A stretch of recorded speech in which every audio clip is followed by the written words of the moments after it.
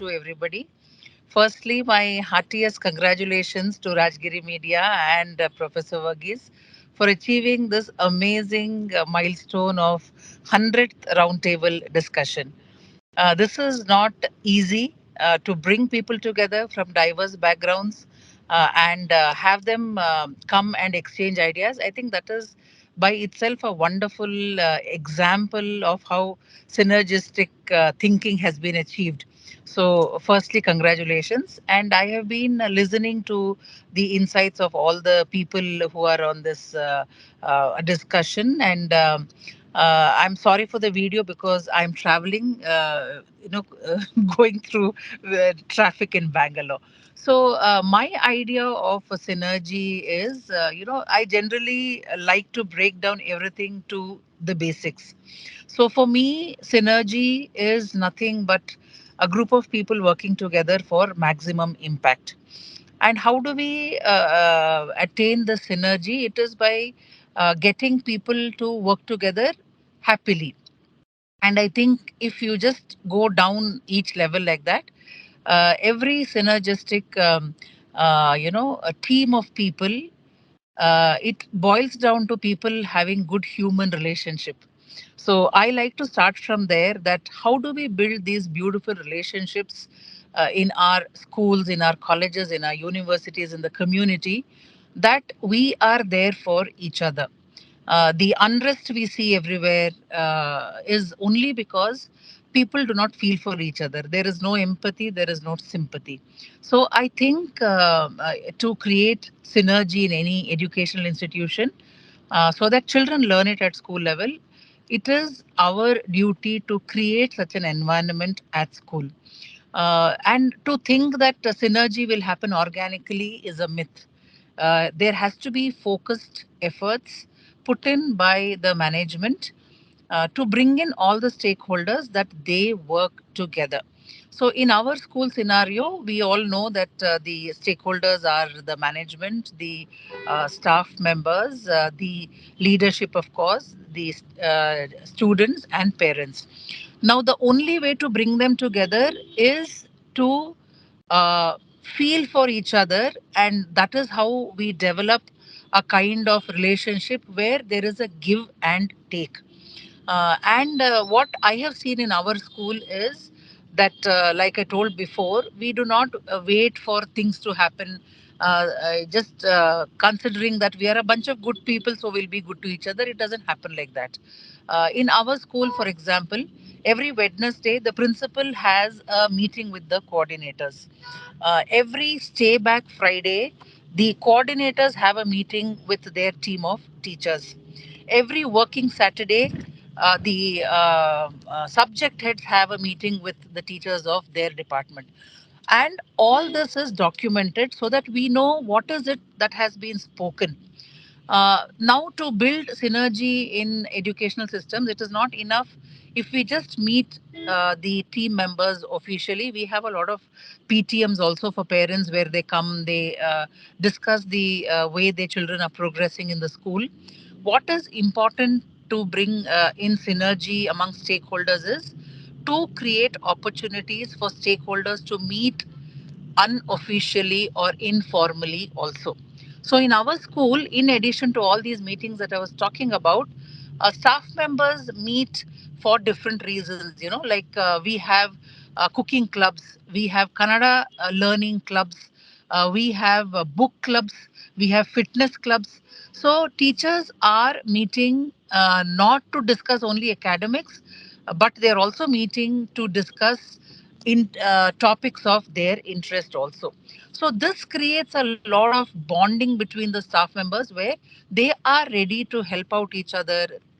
They are ready to make the vision and mission of the management come to fruition or into reality. So that is important. Now, even for parents also, other than just calling them for PTM, which is very formal, we also have occasions where parents come and they have an activity with their children. There are carnivals. We have Janmashtami celebration where the parent and the child sit together and paint pots. We have occasions where parents come and they have some kind of a sale. If they are bakers, they come and sell their goods. We have parents who come as volunteers. This is, I think, one of the best things that we have done, where parents are allowed to come into the school and see how we function. Many educational institutions are very afraid to let parents into the school, because they say that no, they should not see what is happening inside the school. I, on the contrary, personally feel parents will be more supportive if they actually see what happens inside the school. So it is about how accessible is the system to the stakeholders. Are you allowing them to see the kind of hardships the teachers are putting in to manage the children? Are you allowing them to see how busy the teacher is from morning till evening, where they forgive the teacher if she has done an error in correction? So I think that we synergistic associations are it works on different levels, and it needs a very different approach. We cannot wait just for policies to bring in synergy. Every stakeholder should think progressively. We should have an open mind, and when the staff members, the management, the parents are working in a very synergetic way, children automatically learn. When at home, parents are not complaining about teachers, when they are not saying that tomorrow we will go and fight with the school, they automatically learn that in a synergetic environment there is a lot of give and take. They learn to forgive, they learn to think from the other's perspective. So I think the best way to teach children about such associations is to actually practice it, so that they emulate what we are doing. We can lecture to the children about how these things are done, but they are the least impactful way of teaching them, is what I feel.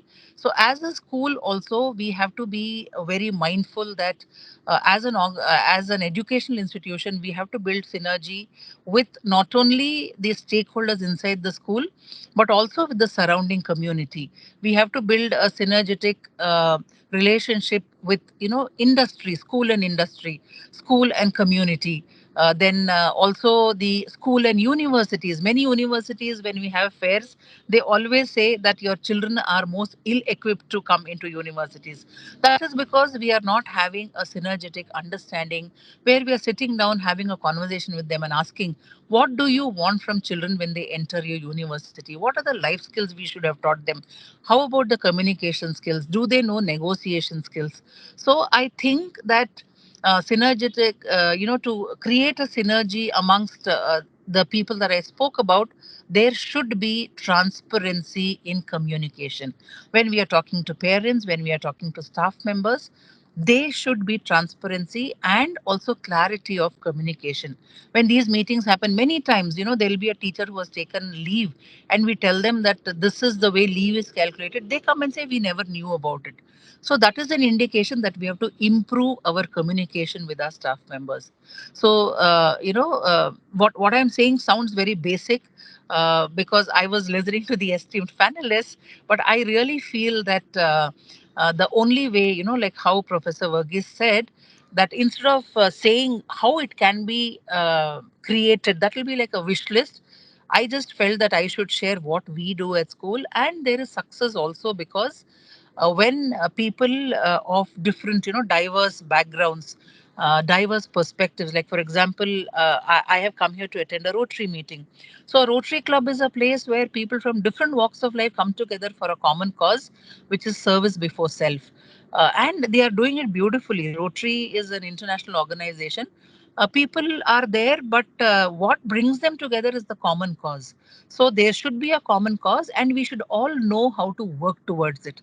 So my take on creating synergy amongst the stakeholders of a school, and to teach children also. Children will learn synergy when they are allowed to be part of decision making. So in our school, be it a investiture ceremony, an annual sports day, or the model parliament that we conduct, children are part of decision making. So whenever we have a meeting with the management, with the teachers, there will be student representatives who are present, and their say is valued. It is not, they are not there symbolically. Whatever they say, We take it seriously, and there have been instances where our students have been empowered even to change the uniform.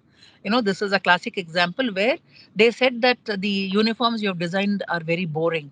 So we said, why don't you come up with something better? And then we'll see. They actually came up with something better. And now our school t-shirts are designed by our children. So as we empower our stakeholders, when we let them know that your presence is valuable, that is how synergy grows in a group. And we have achieved synergy to a certain level. We are still working on it.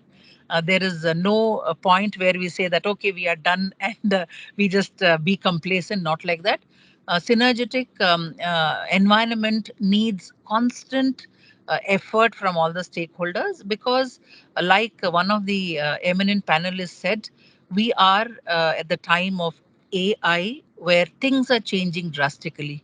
Earlier, when I was a student, what took 10 years to change now is changing in a month.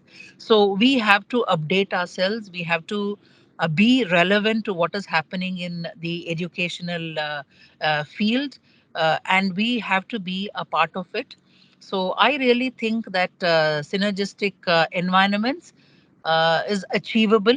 When you say it in such fancy terms, it kind of sounds intimidating. But if we just say that, can we work on human relationships? I think it is possible, and that is what is very important also. Since everything is getting automated and mechanical, what we need to work on is how do we retain the essence of human relationships. So for me, synergistic environment is equal to good human relationships. Thank you very much again for letting me be part of Rajgiri and Pallikudam. I always hold it very dear to me, and I wish you all the very best for another successful 100 roundtables. Thank you so much.